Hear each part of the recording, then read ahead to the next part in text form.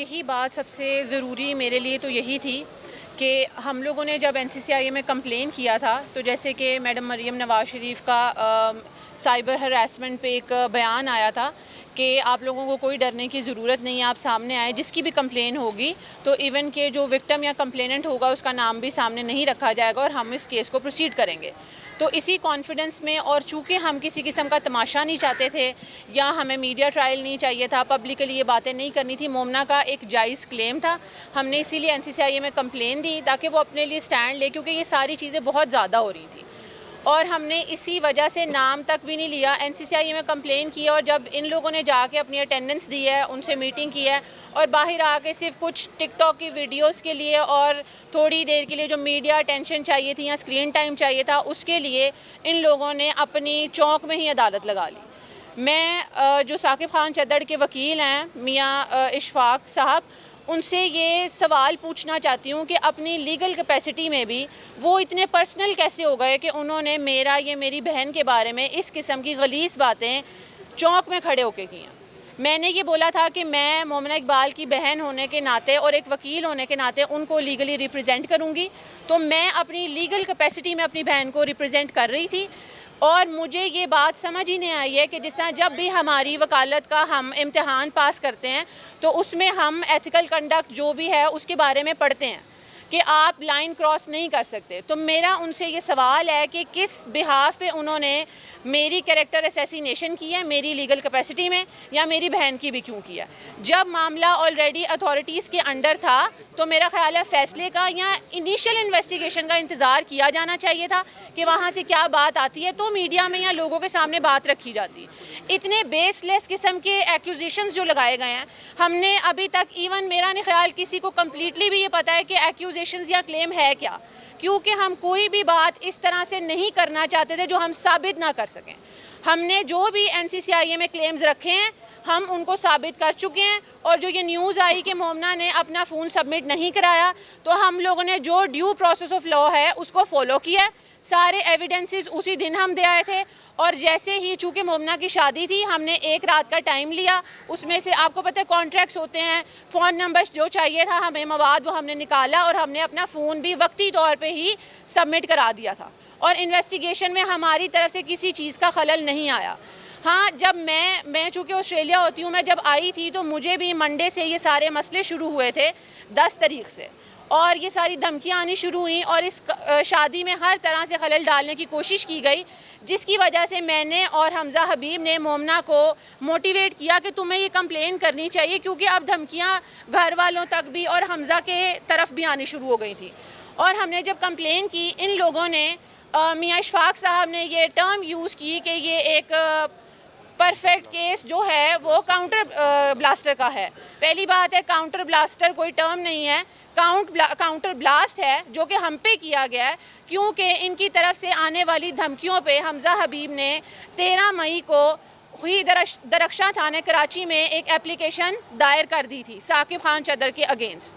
तो आप ये बताएं कि ये बंदा 16 मई और 17 मई की दोपहर तक अगर हमज़ा हबीब का नंबर ढूंढता रहा है, जिसके सबूत हम NCCIA को मुहैया कर चुके हैं, तो इसने ये किस तरह क्लेम किया अपनी FIR में कि 13 को इस नंबर से साकिब खान चद्दड़ को कॉल गई है। ये FIR किस बेस पे हुई है? ये FIR किस बेस पे हुई है? हमारा अथॉरिटी से भी यही सवाल था कि हमज़ा हबीब हमारा अथॉरिटी से भी यही सवाल था कि इसको इन्वेस्टिगेट किया जाए और ये जो प्रोपेगेंडा गलत किस्म का हमज़ा हबीब के अगेंस्ट भी खड़ा किया गया, हमें उसका भी जवाब चाहिए।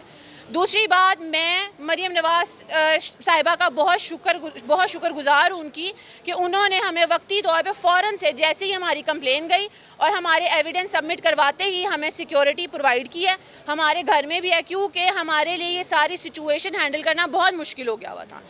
मैं सबका शुक्रिया अदा करती हूँ, इदारों का भी। NCCIA ने भी बहुत कोऑपरेट किया और हमारे साथ इम्पार्शियल होकर इन्वेस्टिगेशन कर रहे हैं। अच्छा मैम, मुझे ये बताइएगा कि आप चूंक थाने गई थी, वहाँ पे आपकी एप्लीकेशन दर्ज नहीं हो रही थी, वो जरा क्या माजरा था? जी, जब हम पहले गए थे तो उन्होंने हमारी एप्लीकेशन नहीं ली थी, क्योंकि वही असर रसूख की बात है कि चूँकि साकिब खान चद्दड़ इस वक्त सिटिंग MP हैं, तो उन्होंने बोला हम उनके अगेंस्ट कोई एप्लीकेशन नहीं लेंगे और ना ही FIR दर्ज करेंगे। लेकिन जैसे ही हम CM ने मरीम नवाज़ साहिबा ने एक्शन लिया तो हमारी एप्लीकेशन एग्जामिनेशन भी ली गई और सारा जो प्रोसीजर था वो स्टार्ट हुआ। दूसरी बात मैं ये करना चाहूँगी कि मैं बहैसियत वकील भी पंजाब बार कौंसिल से दरख्वास्त करती हूँ कि मियाँ इशफाक के अगेंस्ट एक्शन लिया जाए।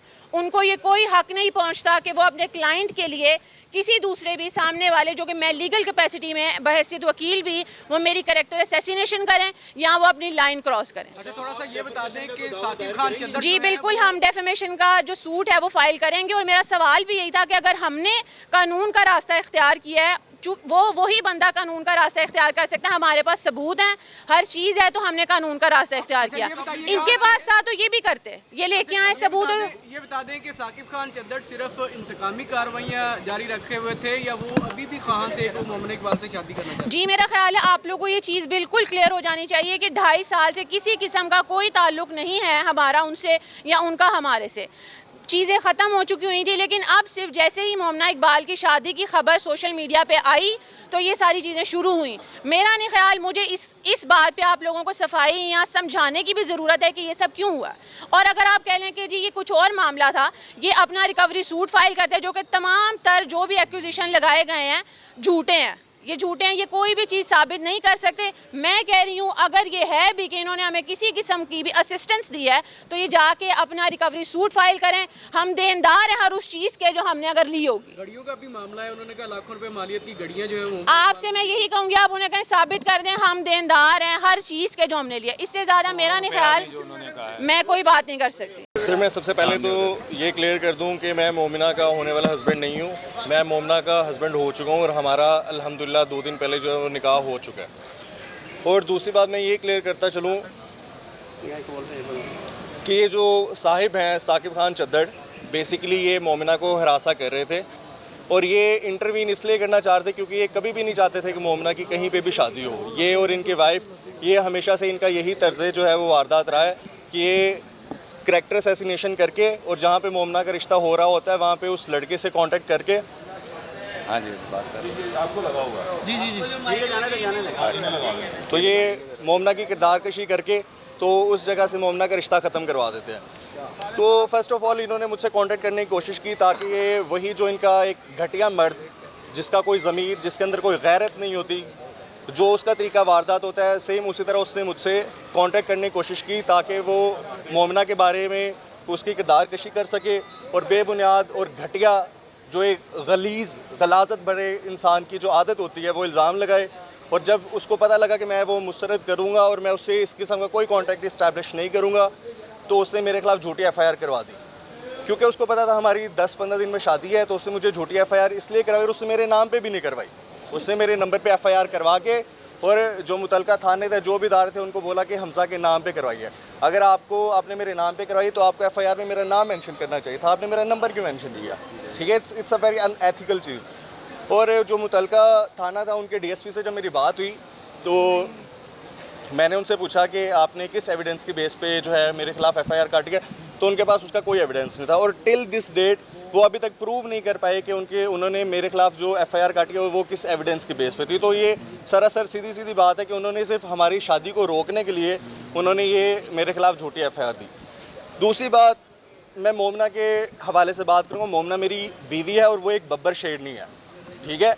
तो कोई भी इस तरह का घटिया इंसान उसकी किरदार पर बात नहीं कर सकता और वो मेरी रेड लाइन है, वो मेरी गैरत है। मोमिना इकबाल है, मेरी इज़्ज़त है और मैं उसको एक इज़्ज़त के रिश्ते में ले चुका हूँ। तो अब मेरी रेड लाइन को अगर क्रॉस किया गया तो आपकी जो रेड लाइन के हमें दिए हुए सबूत हैं आपके ही खिलाफ, तो हम फिर उनसे गुरेज़ नहीं करेंगे, फिर हम आपको हर तरीके से इस मीडिया के सामने ही आपको ज़लील करेंगे। और मुझसे इन करंट डेज़ में मुझसे मुतअद्दिद लोगों ने, इनके ही सर्कल के लोगों ने मुझसे रब्ते करने की कोशिश की है कि हम आपको फ़ायदे देते हैं, माली फ़ायदे देते हैं, आप हमसे पैसे ले लें और आप अपनी FIR जो है, जो आपने NCCI में अपनी कंप्लेन दी उसको वापस ले लें। तो हम इस चक्कर में नहीं पड़ते। सर नाम भी बता दें उनका।